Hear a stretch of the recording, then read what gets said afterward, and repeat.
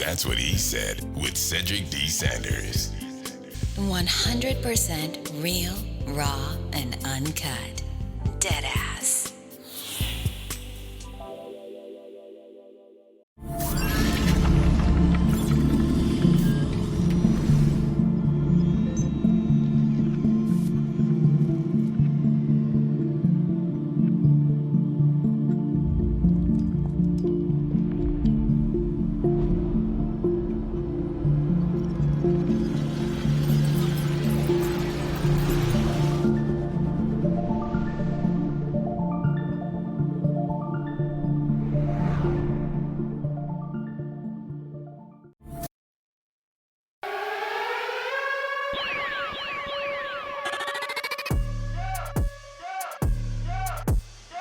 Y'all know what time it is. Turn up. That's what I said.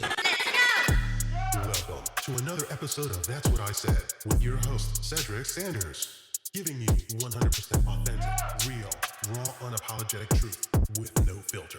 The broadcast starts now. Alrighty then. As always, coming back to you with another podcast. That's what I said. I am nowhere in the vicinity by myself. Not in the vicinity. Nowhere. I'm always joined by my lovely co-host, my wife Connie. Say what's good with the people, baby. Hello, hello, hello. Thanks for tapping in and tuning in with us this evening. I am excited to get with this interview with Miss Bekkah. I'm really intrigued to hear her information and her backstory. Yeah, I'm really kind of intrigued because not every day where you actually get to meet someone excited about doing a podcast interview. Most people like to most people like to just sit around and listen to podcasts, but then when they're interviewing, it's like, what do I do? What do I do? What do I say? So without further ado, I'm bringing to you guys in podcast land, in our realm of reality, someone that is an author and a whole lot more, and we'll get into that during the interview. So without further ado, Miss Bekkah, please say hello to the world. Hey world, how are ya? I love her energy. It's just off the chain. I love it. I know. She has So- phenomenal energy. Yeah. So first things first, where are you from and what do you do for a living? Yeah, so I live about halfway between New York City and Canada. Oh. So pretty much the middle of nowhere, snow belt. I know that well. And oh, good. Yeah, and I work in marketing, luckily remote, so I don't have to worry about the snow. That's good. And so yeah, I'm excited to be here. Awesome. And really excited about Awesome. chatting with So you tonight. you said New York, up about 30 minutes away from Canada. And now it's funny because my wife is from New I'm York, from New York. but she's from the country part of New York. Yes. Not too far from Buffalo. What part again, babe? South of Buffalo, near the town of Gowanda by Jamestown area. Okay, my brother used to live out in Okay. Freedom. Yeah. Yep. Definitely know it. So Yeah. awesome. So what got you into marketing? Honestly, it's the best thing you can do with an English degree. Wow. I'm glad you even said that. Wow. Well, if your goal is to Right, make money right. anyway. Yeah, in this day and age. That's not really. And what's the sad part in this day and age? It's like the only way to make money. It's like, you know what? I have an English degree. Let me transform this into something better. Try to anyway. I mean, not that an English degree can't get you greater things. It's just, depending on where you're located, an English degree can only take you but so far. So Right. what was like one of the things that kind of intrigued me about you was the fact that you're an author. What Mhm. what was your inspiration into not just being an author, but wanting to write? Yeah. So where do I even start? I think the first time I really knew I wanted to write, I was like 7, and I was stealing all of my mother's like notebooks that she had set aside for Right. school. I was just like, I need to write something important. I'm going to do something important, and it's going to involve this notebook and all of my Oh, best wow. friends. Wow. So I started off as a Little klepto. That's cool. So what is your okay, first off, how many books have you written? So The Great Quiet, my debut, is going to be the second one that I've completed. The first one I'm willing to show to the public. Wow. Okay. Oh, that's intriguing. The ones that you'll show to the public. Is there a memoir in there somewhere, like hidden? No. Just a lot of learning. Gotcha. So you said The Great Quiet. What is that? What is that story? What is that about? Yeah.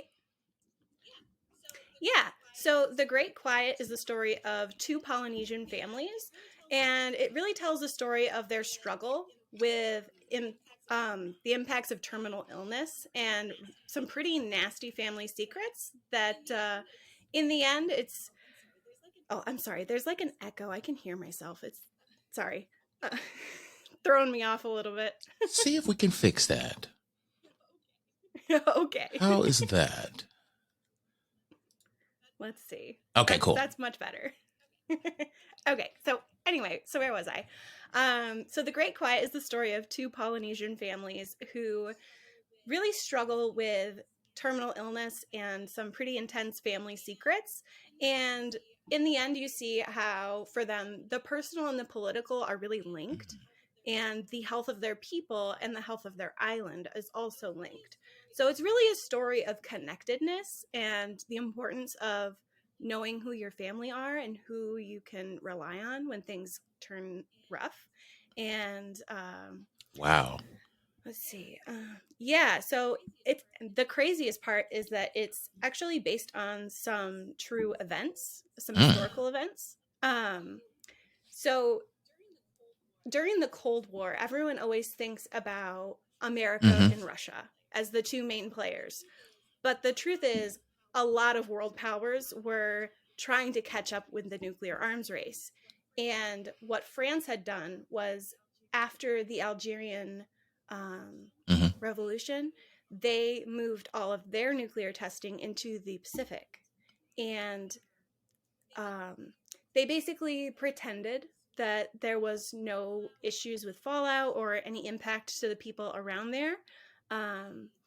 They suppressed a lot of data about where the nuclear cloud fell out, the directions of the wind, and how it polluted not only the air but also water supplies and fish. And so there's this whole legacy there.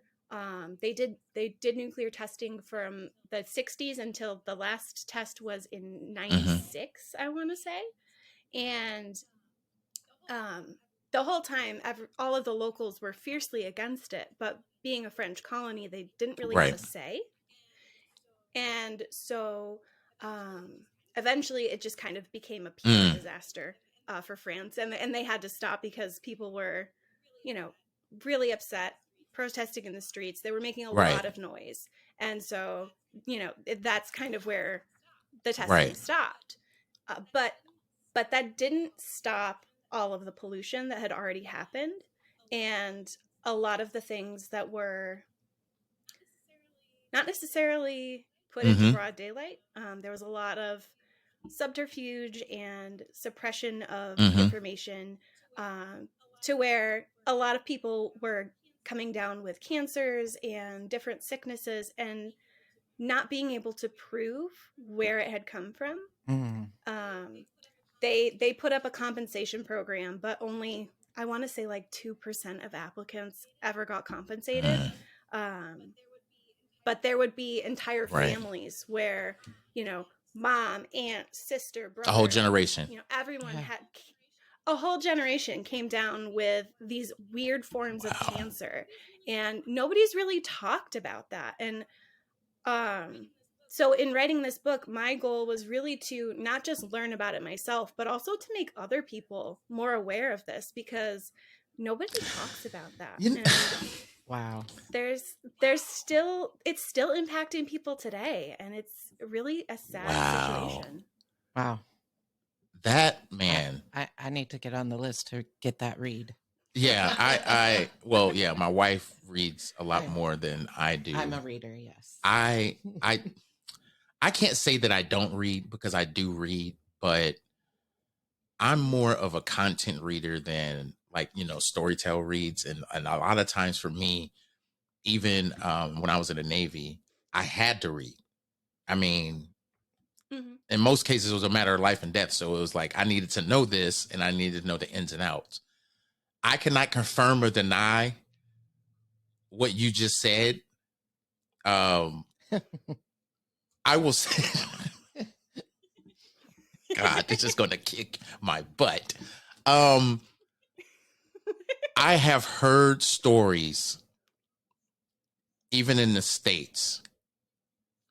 It's my podcast, so I'm wearing this hat. There's a certain place in the States called Fallon, Nevada. It's where they do quote unquote Top Gun school. And that area is polluted with waste, all kinds of nuclear waste. And you can tell on the people, it's just the deformities. They tell you not to drink the water, of course, and then it's certain areas that's cut off. But it's a livable city. And I was still questioning even going there, like, how is this a livable situation for people? And for you to take that dynamic and write a story about it, I think is rewarding in itself because it allows people not even just to use their imagination, but to actually kind of say, oh, this ain't just the only place that it's happening. And the sad part is that people know it's happening and they're not trying to do anything to prevent it, investigate it, take responsibility for it, help families out that are dealing with it. It's just like, oh, well, this is where we're going to dump our waste. So deal with it, and I think that's sad, to be honest with you. It's really sad. But I also think it's remarkable the fact that you actually took the time and energy to be able to do that research and write a book on it. So yeah, I'm definitely the Great Quiet. I'm definitely, and I like that name because that's a fitting name for very fitting for man. Wow, how can you follow up with a question on that? I know. I'm like, I'm sitting here dumbfounded, like, I was not ready. I'm just gonna be real. I was not ready. No. I wasn't ready for that. So I try to be as comfortable as possible during my podcast. And I can honestly say in the 4 years I've been doing a podcast, I'm very uncomfortable right now. Not because of you, Bekkah. It's not because of you. I'm just completely at awe right now because to take the time for something of that magnitude and to be able to form a story, because I was already my wife already knows me. I was already intrigued when you said Polynesian. My daughter's half Hawaiian. So when you said Polynesian, I was already intrigued. And then when you brought up the whole, nuclear testing and all this, I was like, this is right up my alley. This is right up my alley. Well, I'm glad to hear that. You might get some weird emails from me saying, hey, I need you to come on my podcast, even if it's for like 10 minutes, just for a spot. We just need to talk about this conspiracy theory. What you think about it? Okay, but this isn't absolutely not. Right. It's not absolutely. This is real. That's the scariest part. But see, that's the thing that conspiracy theory, or I should say conspiracy theorists would thrive on, because they would talk around this conversation, not knowing the truth, but they'll talk around the conversation. And then when they know the truth, it's like, well, I mean, there's a lot of things they could have prevented, but I don't know. I mean, look what happened in Chernobyl. What? That's not even the same. What? Are you kidding me?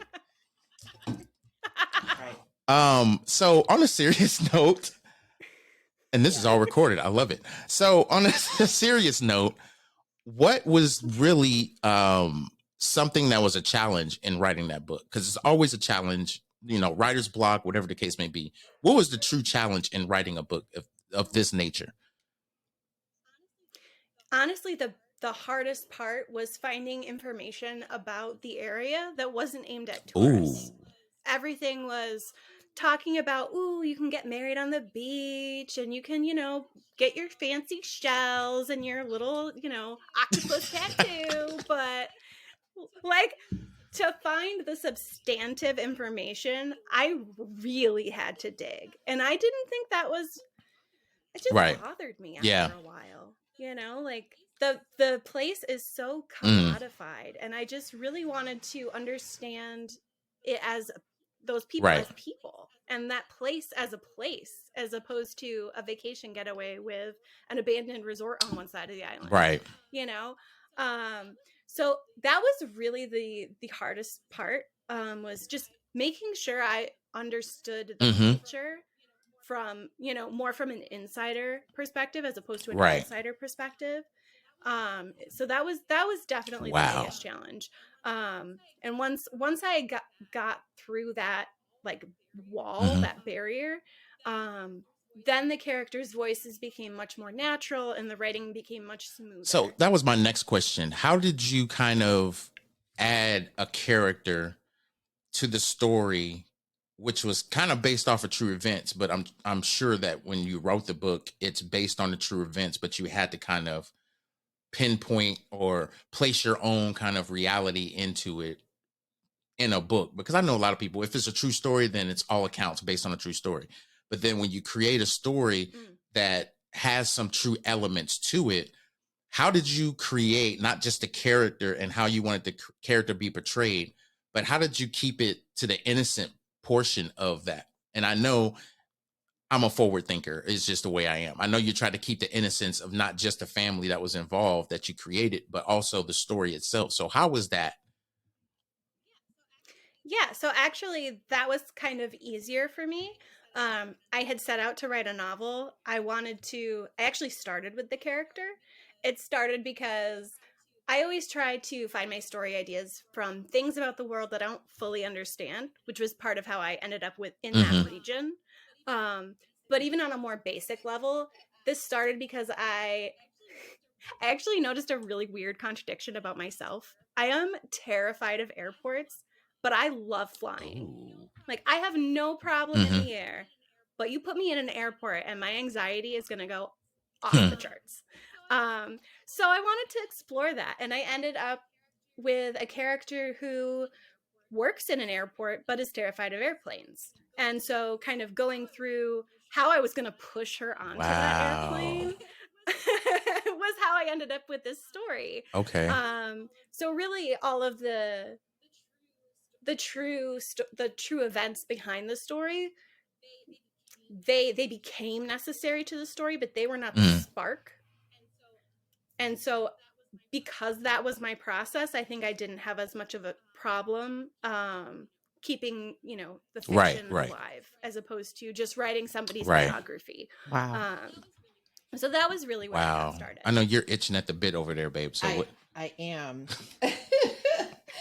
Because you mentioned so much already, and I'm just sitting here and I'm like, wow, there's so many gems and things that she has acknowledged and dropped for our audience and listeners to just grasp and take hold of.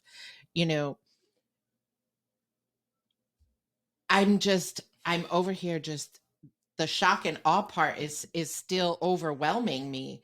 But I guess my biggest question is, when you were doing your travels and things of that nature to really expound on the book itself, did you find it difficult to get the information, like you said, like to get that insider view?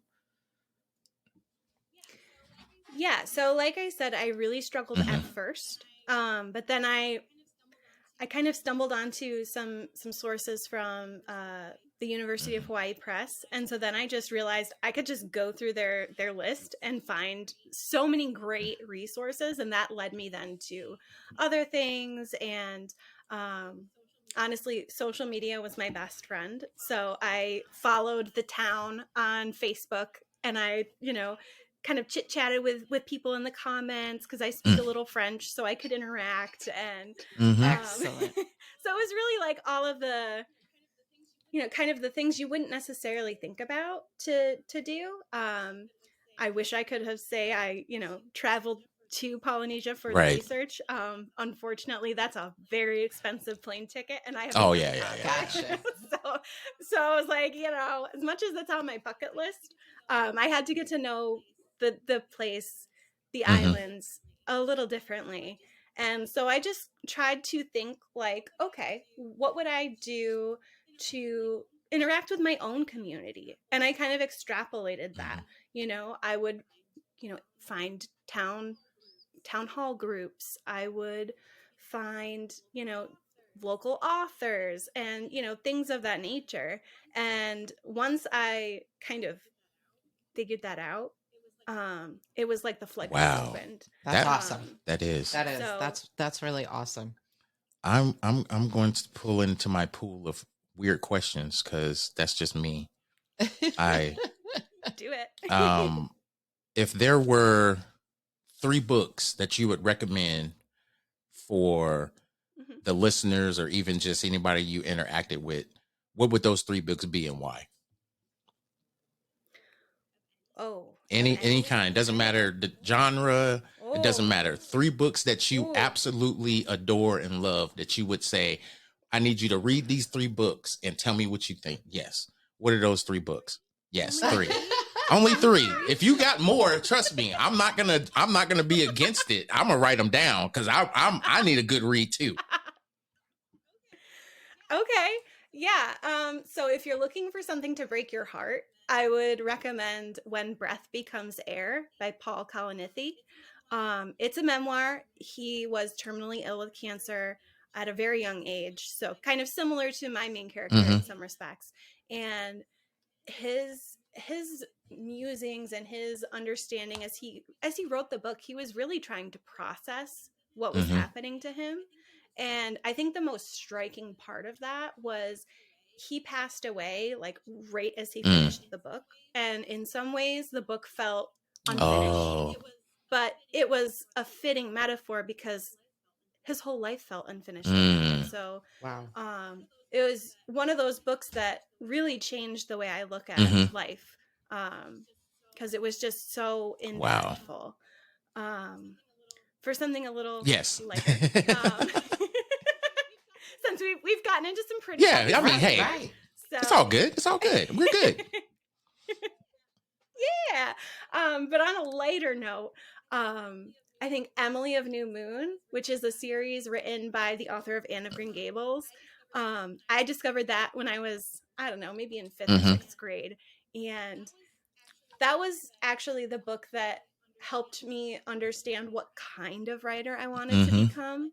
I like to say that between Emily of New Moon and The Lord of the Rings, I learned about magic. in very Right. different ways, Absolutely. of course. But those were 2 really important reads for me when I was in, like the middle school age. And then let's see. Let me throw one more at you. Let me look back here at my Yeah. That actually, believe it or not, that's where I got my Right. question from.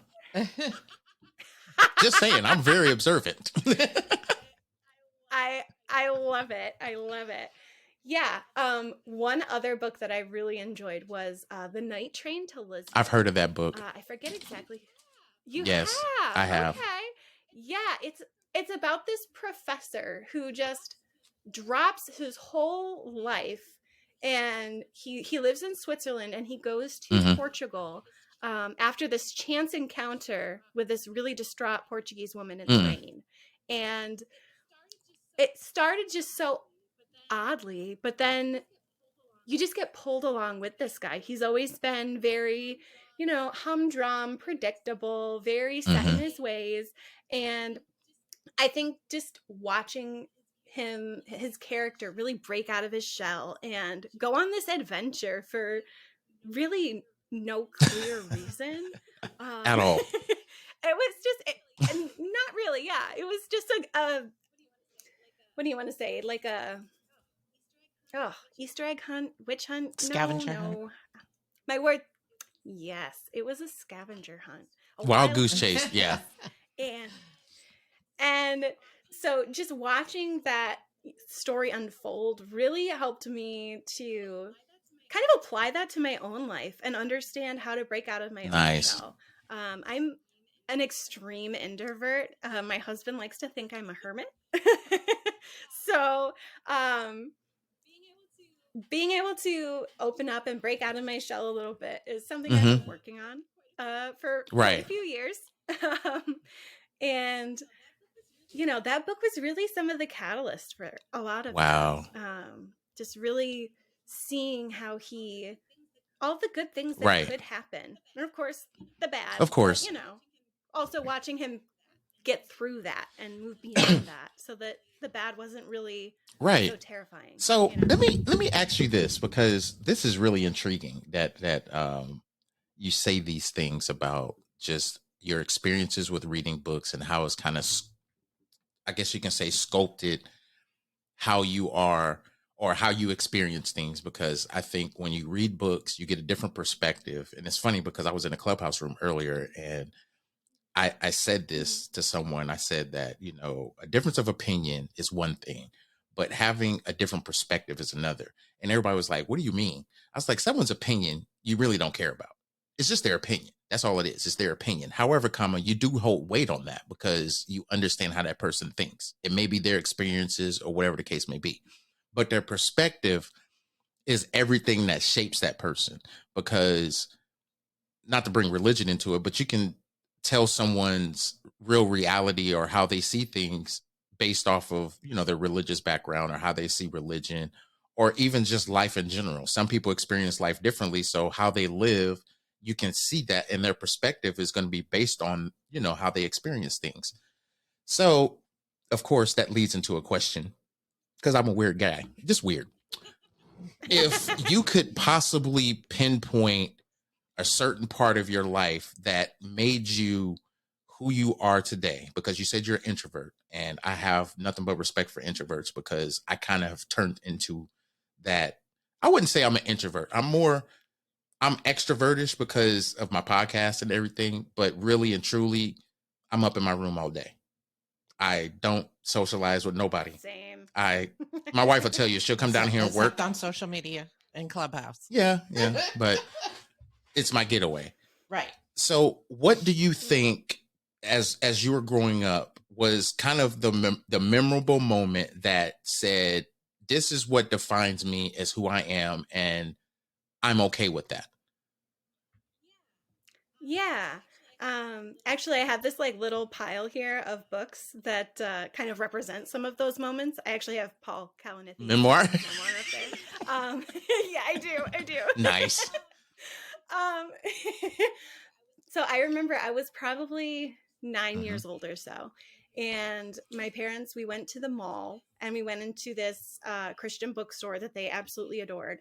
And my dad bought me this really beautiful looking notebook. It had, some inspirational quotes in it. It was online. It was just, designed to be written in.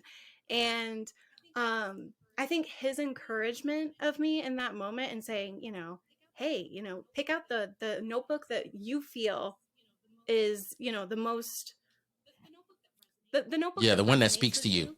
And yeah, and really just encouraging me to pursue that. He would sit down with me and, ask me to read him some of the things that I wrote in it. And he really took the time to appreciate where I was and to encourage me to continue to grow. And I think that experience really taught me the value of having a great support system, and also not being afraid to believe in yourself. So I would say that's probably the most defining moment of my. You just said a word.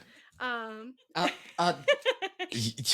whole word. I'm not gonna lie to you. You just said something that I think a lot of people need to hear. So I need to make sure that I extract that. I'm gonna clip that. That part. Yeah. Right there has to be extracted and replayed and replayed. You might be famous because of that. Just saying. And I'm gonna be honest. Extra famous. Yeah, I'm gonna be honest. Right now, she's already she's already on her way Oh, without thanks. knowing she is there. Absolutely. I'm gonna say this, and I'm gonna be completely honest when I say this, and I always am. I don't know why I just say that to just make people think I lie, but I learned a long time ago from my father.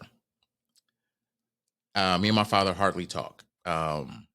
He lives in Kansas City, Missouri, where I was born and raised, and we have an on again, off again relationship. Not that we argue; it's just how the man is. But he told me something that has stuck with me all my life. And he told me, I don't care what you do. I don't care if you're a drug dealer. You better be the best drug dealer there is. Guess what? I'm going to be mad at you for being that, but you better be the best at it. And that stuck with me. I never wanted to be a drug dealer, by the way. But, right. But it made me realize that no matter what I do, he wanted me to put my all into it. And I've always looked at life that way. And I think even in my military career, I did the best that I could do, you know, and to this day, I have people that contact me that used to work for me, or we used to work together, and we have the best relationship there is, all because we worked hard and played hard.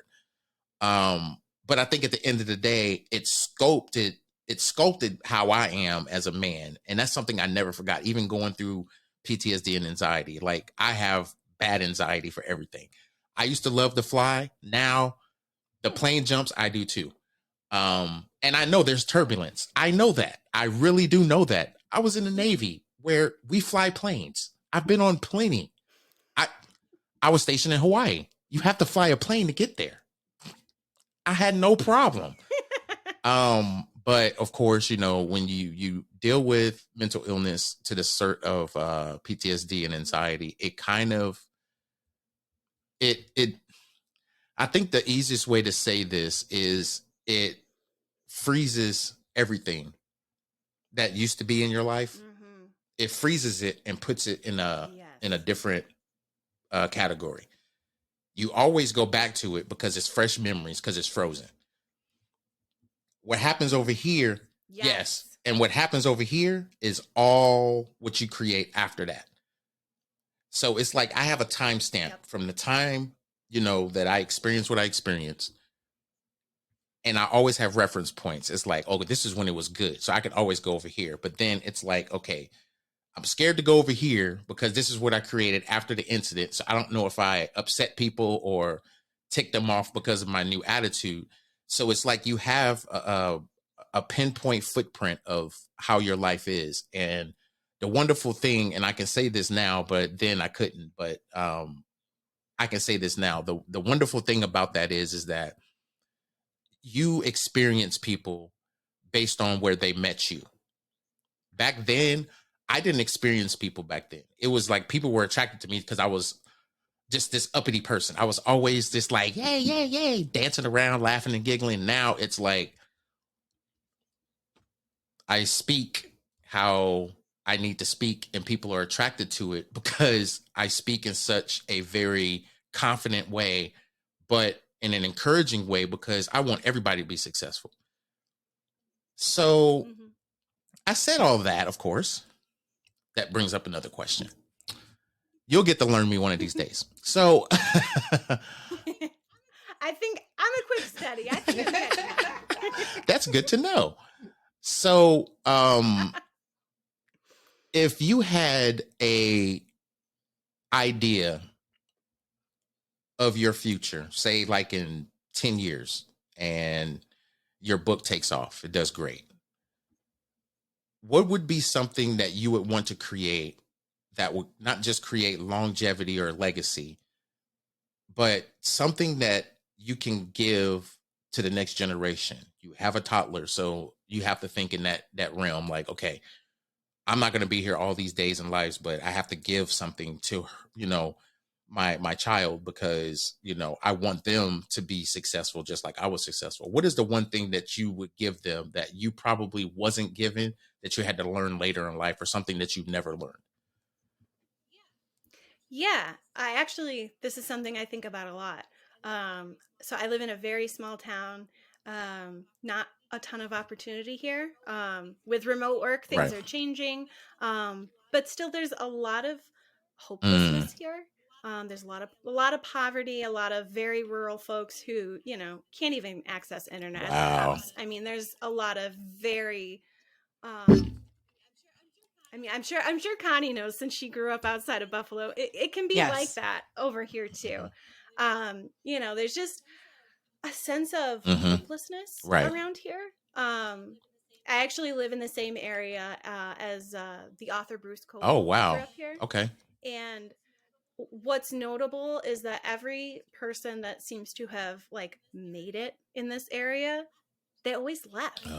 And so when I grew up here, it was like there were no real, like, and not to say there weren't any role models around, but those aspirational figures were like, okay, if you want to really, really make it, you have to leave. And so for me, I want the children that grow up in this area to know that you don't have to leave. You don't have to go anywhere. You can be successful right where you are. And you don't have to change to be successful. You can stay where you are. You can be that small town girl, but you can still follow your dreams. Man. Powerful, powerful words of encouragement for anybody that's out there that has come from this life. I mean, really and truly. Yes, I know exactly what you're talking about. Yeah. Oh, I'm sure you do. I know exactly how it is out More by than you Buffalo. know. Yes. I mean, in more true fashion now, my parents have left the state of New York and have moved to a very small town in Kentucky. And yes, It's the internet is few and far between. yeah. It's But I love it Yeah. for the peaceful and quiet and just breathtaking views and being the cohesive knit with the family. it's funny because when I met her parents and when they were living in New York at the time. Yes, you got to see where I grew up. Yeah, I got to see where she grew up, and I was like, You weren't lying when you said you grew up in farmland. so where's the outhouse? Because this can't be the bathroom. Yeah, But you know. it was an experience to say the least, because my mom, she's from Georgia, Augusta, but we say Atlanta because that's pretty much where she grew up. And my mom would always talk about, you know, those days of having to go to the outhouse to go to the bathroom, and sometimes if it's one person in the outhouse, you can't use the bathroom there, so you have to go to your neighbor's house, kind of thing. And then people grow up in that, and they're like, you know, I want to be successful to where I have my own bathroom.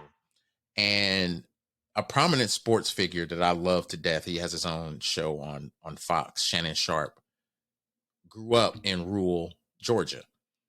He said he didn't take his first shower in a bathroom until he was 21 years old. So it's like people like that from their humble beginnings allowed themselves, yes, to be successful, became a football player and things of that nature, and they decide to move. And I tell people all the time that if you're from a small town and you love it there, why leave? Why try to go to a bigger city that you have to learn all over again just to have the popular things that people have? You can build a house and have the popular things in that small town that you grew up in and still have the relationships with those people, you know, with family, friends, and things of that nature. But I think for me, it's different. I was in the military for 20 years and grew up in Kansas City, Missouri. I had no desire to go back to Kansas City. I just didn't. And, you know, life takes you places, and I've lived in, oh God, I never thought this conversation through when I just said it. I don't know how many cities I've lived in since I left Kansas City. But we moved to Virginia 3 years ago, and it was a change of scenery for both of us because we were like, we're tired of Washington State. It's time to leave. We need to go and be closer to family, at least close enough to where we can be around, you know, our parents and things of that nature. And we did that. And I like when you said that you don't have to leave to have a sense of success. You could be successful where you're at. It really, I mean, like literally, you might have to drive, you know, 30, 40 minutes, an hour maybe to get to where the money is, but you can still have the nice house in the town that you live in, especially if it's quiet and quaint and you don't necessarily have to worry so much about, you know, the bigger things that most people have to worry about in bigger cities. So, Right. I got 2 more questions, but I want to ask my wife if she has a question before I dip into my goodie bag of the 2 questions that I have. I do. So, in a younger version of yourself, if you could go back to that age, whichever age you so choose to select, what's one piece of advice and what would it be? Yeah. I think I would go back to just before I started high school. At the time, my parents, we were going to this tiny little church that was even more rural than we were. And there was a lot of cultish tendencies about the place because there's, you know, no people around, no money. So in order to survive, they really had to, they felt they had to be very manipulative. And a lot of the teenagers that were there were, how do I even want to say it? They were really kind of bullying. Yeah. Me.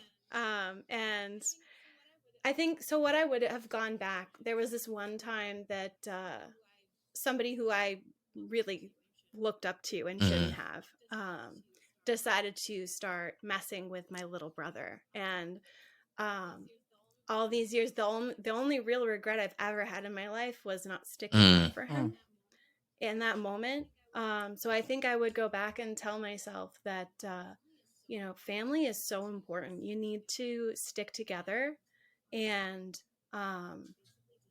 basically to hell with the rest of the world. Well, I There it didn't is. say that, but I mean, you know, Hey, sometimes it needs to be said. right, exactly. It really Yeah, it does. does. Oh You know. man.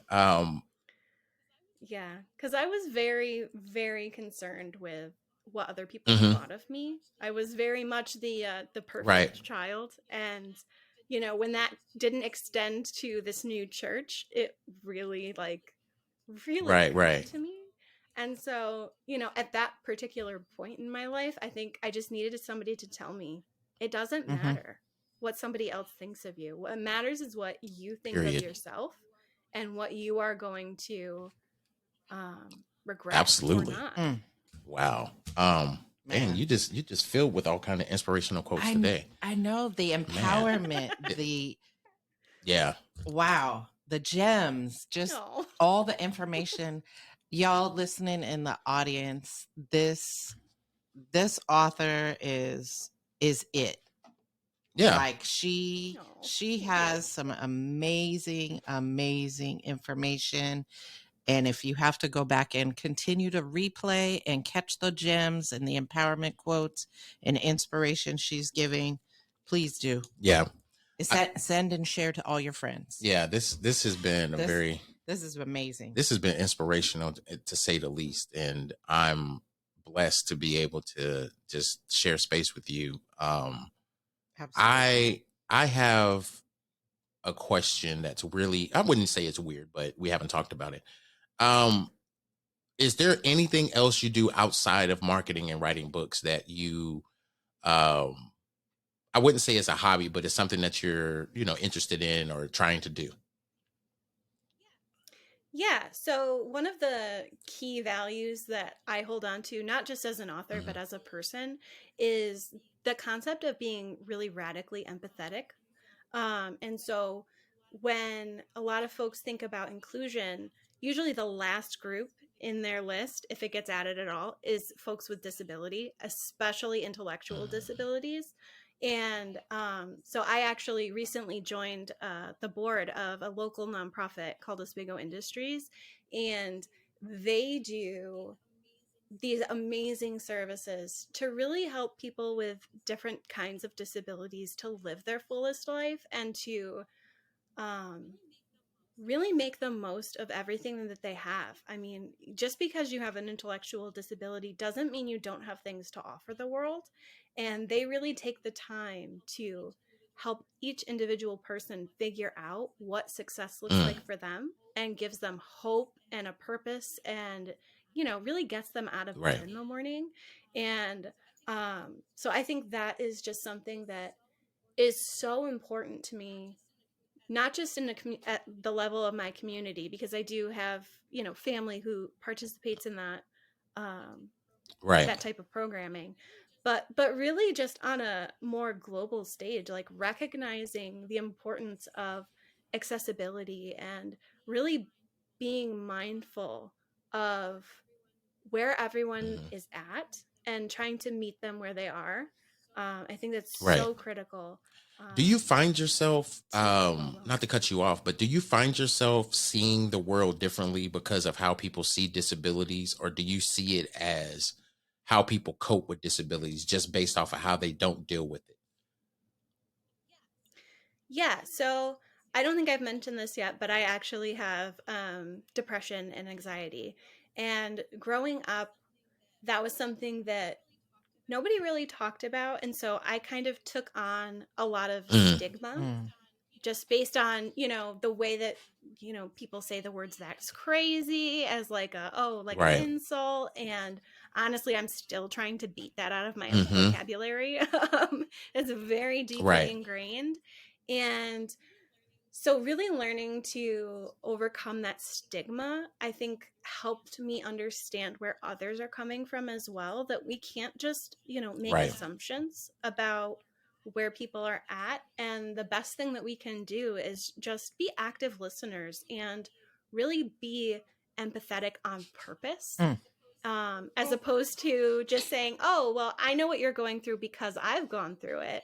But really saying, well, what are you going through that maybe I've never dreamed of? You know, I've never considered, you know, how difficult it would be to go up and down the stairs, you know, if you have limited mobility. And then I've got arthritis setting in my knees, and now I'm thinking about it. And thinking, wow, this is tough. Yeah. Wow. That, man, you just put a lot in perspective. And I know I said I only had 2 questions, but actually I had one more. So is entrepreneurship something you've ever thought about, or are you an entrepreneur? So I think technically I am. I don't really consider myself in that light because I'm not like out searching for venture capital funds or anything like that. Like that in my mind, like that's very much how I pigeonhole. I love it. I love it.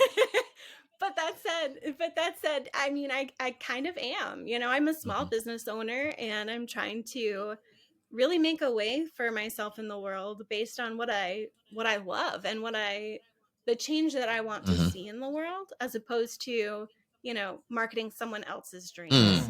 And, so yeah, I guess. So what is your small business? It's called Bombas Books. It's pretty much just my author business. Nice. So that way I, you know, try to separate that from my personal life, because then I treat it a little more seriously. That's smart. That's really smart. I haven't heard I've heard of people creating businesses based off of something that they love, but never because of like, I'm going to create a library and I'm going to start with this. And a lot of times people will create businesses. They say they're going to help people, but really it's just, to me, a ploy of saying they own a business so they can get tax write-offs, but really they're not doing anything. God God, I gotta stop doing that. No, but that's serious. I mean, that's what it is. But some people are intrigued to want to help the world, and some ways of helping the world is by creating a passion. So it motivates people to want to do something like read. A lot of people don't want to read for education. Some people just read for content, like me myself, and never gain anything. And for me, the reason why I read for content was because I needed a direction for my creativity. And I needed something that was going to spark that motivation in me. And I used to I'm not going to lie. When I really was reading, I was reading a lot of Dean Koontz novels. Oh, my dad loves. I'm not going to lie to you. Dean Koontz was like my go-to anytime I got into a space of like depression and I didn't want to do nothing. I just want to sit here and read a book. I would read a Dean Koontz book, and it immediately got me off the chair because some of Dean Koontz books was like, what's the word I'm looking for? Dark. But, excuse me, but it wasn't dark in the sense of like bad dark. It was dark to where it made you think creatively. Because no author comes up with the things that Dean Koontz comes up with, and you still are sitting there reading it. I'm like, this dude is just out there. And I just loved how he just can compartmentalize certain things into a story and then bring that character to life. I don't know, it just did something for me. And then as years progressed, of course, I just got to the point where I was just reading books for content because I was trying to get smarter on things. And I think that's kind of when I went in the lane of financial awareness and personal development, because I didn't want to read the whole story of leadership. I knew leadership. I was in the Navy, but then you get different ideas from people by reading books. And I read those books and I was like, no, I would have did it differently. I just know that. So it's like I just got content out of it. So my last question is not really a thought-provoking question. It's more of, what would you want to leave the people with at the end of this podcast to really get to know who Bekkah is if they didn't listen to the interview, which they should have, I'm sure, by now, if they got to this point? What is something that you would leave the people with, to not only just to remind the people of who you are, but your legacy? What is the one thing that you would want to leave the people with? Yeah. I think as far as my legacy, what I really want is to change the world by making people more empathetic. I believe in this concept called radical empathy, where you don't just sympathize with someone, you really put yourself in their shoes and try to imagine how you would feel in their shoes. And I think that really helps soften a lot of the edges that I see in the world of people conflicting and misunderstanding each other. I think we really need to think more broadly about the impact that our actions have on the world around us. I mean, like I said before, I didn't think necessarily as much about accessibility until I saw the need for it in action. And I remember when I was in college, there was somebody who came in and they were in a wheelchair, and nobody realized the entire campus was completely inaccessible. There was one elevator on the whole campus, and it's built on a hill. Oh, It was an accessibility nightmare. Wow. And so I think practicing looking at other people's perspectives is so important, not just in reacting to issues as they come up, but really trying to anticipate and prevent them from ever being a problem in the first place. One thing that I've done that has really helped me to think more broadly in that way is I've started a shelf where I read around the world. Wow. So that's cool. So my goal is to have, so much fun.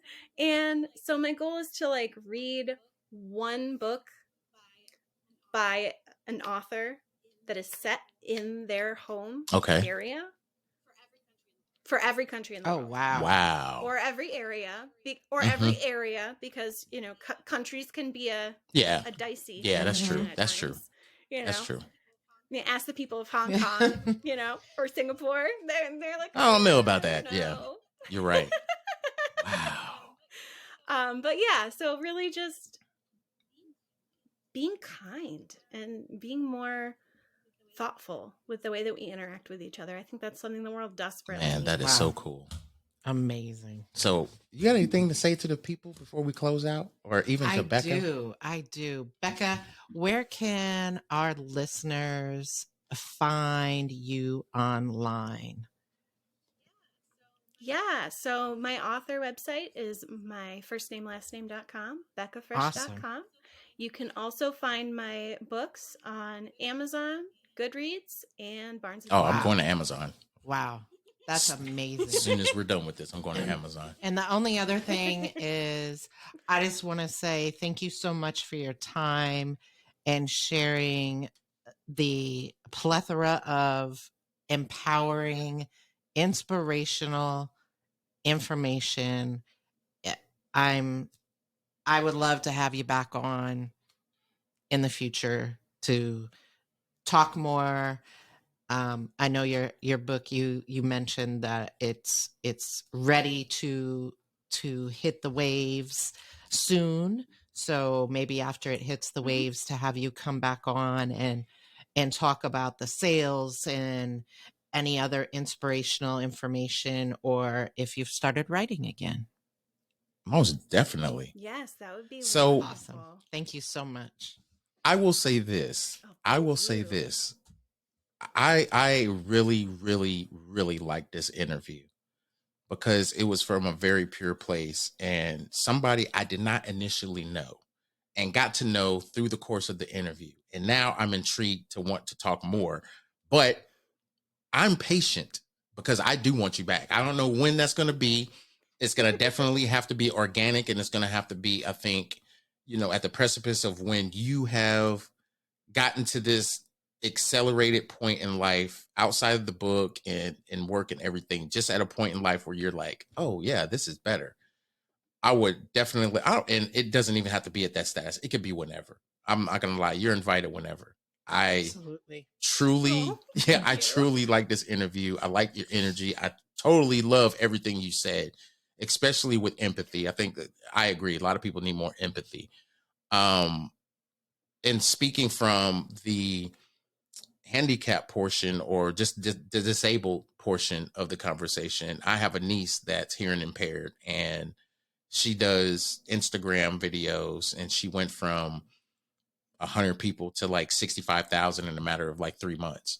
And all she does is ASL videos. She teaches people how to say animals and things of that nature. And then she has her son that she's teaching ASL to, who doesn't have a hearing impairment, but he's learning sign language to communicate with his mom, and he does some of the sign on Instagram. I think it's the cutest thing ever. Oh, that's adorable. Yes, it's to be heard, and what is it? To heard, be seen. Yeah, to heard, be seen is her Instagram. Okay. But again, thank you for this. Thank you for your time and energy. I really, really enjoyed it. And please come back and see us, even if it's just for a hot second and you saying, hey, I want to promote my book. Hey, the floor is yours. Absolutely. Yes. All you had to do is send me an email and I will bring you back. Oh, well, thank you so much. This has been such a pleasure. It has been wonderful chatting with you and getting to know you. All right. Thank you. Thank you so much. I really appreciate that. And with that being said, that concludes the podcast. But that's what I said. I hope you love the interview as much as we have, and catch us Thursday as we're going to completely, unravel something that I have not created yet. And I'm sure I'll figure it out in the next 10 to 15 minutes and I'll promote it. So with that being said, peace and love to y'all. Enjoy your rest of y'all evening, and we're gone. That's what he said with Cedric D. Sanders. 100% real, raw, and uncut. Deadass.